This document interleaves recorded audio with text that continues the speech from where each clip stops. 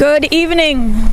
My name is Dr. Rhoda Wangondu, and I'm here today in Dallas, Texas with the Strugglers Movement. I'm a pharmacist here in the United States, but with a great love for Kenya. And first and foremost, would like to condemn the violence that happened in Kisumu.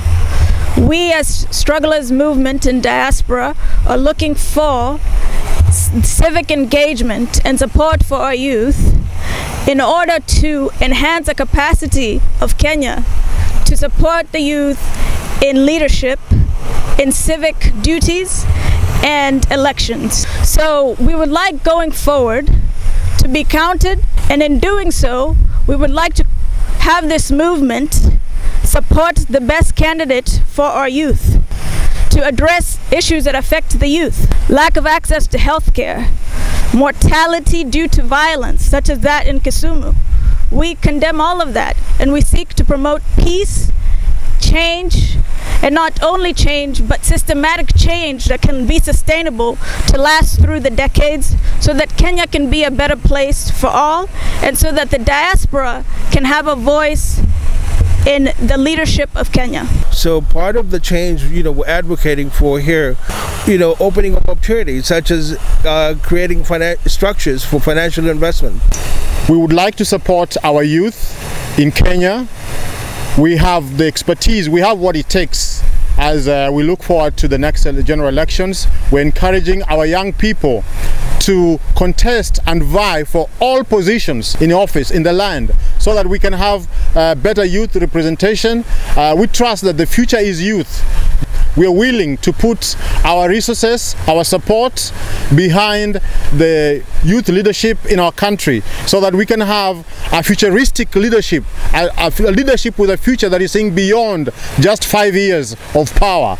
As the Kenyans in diaspora, we have experienced difficulties. We have struggled in trying to get a few services or basic services to us while in Kenya, and even while we're here.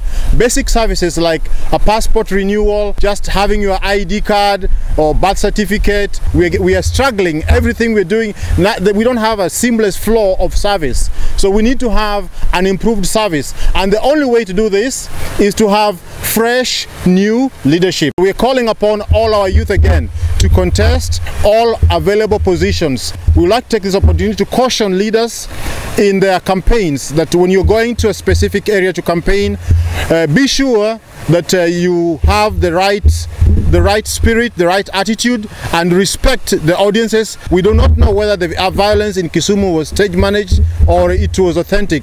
So this is something that we would like to condemn, and ask our young people not to be involved in violence at this time. We want to have peaceful campaigns, elections, and results.